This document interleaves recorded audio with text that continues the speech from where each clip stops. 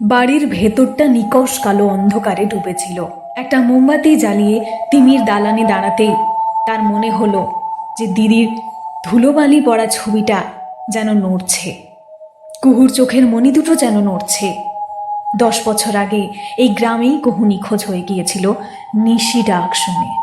বর্ষা গভীর হলো এবং শুরু হলো সেই ভয়াবহ অভিজ্ঞতা। বৃষ্টির শব্দ ছাপিয়ে তিমিরের কানে এলো কুহুর সুমধুর কণ্ঠস্বর। বাইরে আয় না বাবা। তিমির, বাইরে আয় না বাবা। একদম কুহুর গলার আওয়াজ। তিমির জানতো এটা নিশির ডাক, কিন্তু কণ্ঠটা এতটাই জীবন্ত যে তার যুক্তিগুলো হার মানতে শুরু করলো। আওয়াজটা আবারও এলো।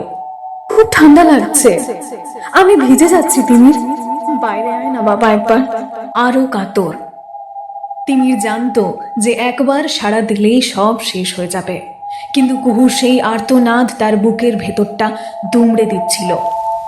বাইরে ঘন বর্ষা এবং কুয়াশার চাদরে ঢাকা উঠোনে সে দেখতে পেল কুহুর মতো এক নারী মূর্তি পিঠ ফিরে দাঁড়িয়ে আছে।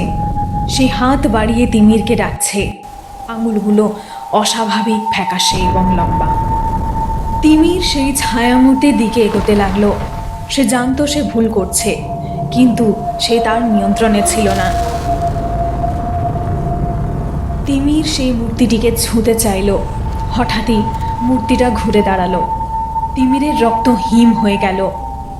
সে দেখল যে সেটা কুহু নয়, এক বিভৎস সাংঘাতিক ভয়াবহ মূর্তি, যার মুখ থেকে বেরোচ্ছে কুহুর সেই পরিচিত মায়াবী ডাক। তিমির ভয়ে পালিয়ে যেতে চাইল, কিন্তু সেই ভয়ঙ্কর মূর্তিটা তার টুটি চেপে ধরল। তিমির বুঝতে পারল যে তার মৃত্যু চলে এসছে। এই ডাকের কোনো মুক্তি নেই।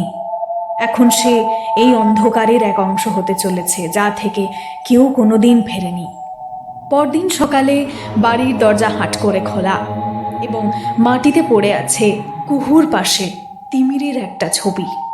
আর সেই ঘরের মাঝে শোনা যায় 2 জোড়া মানুষের ফিসফিসানি।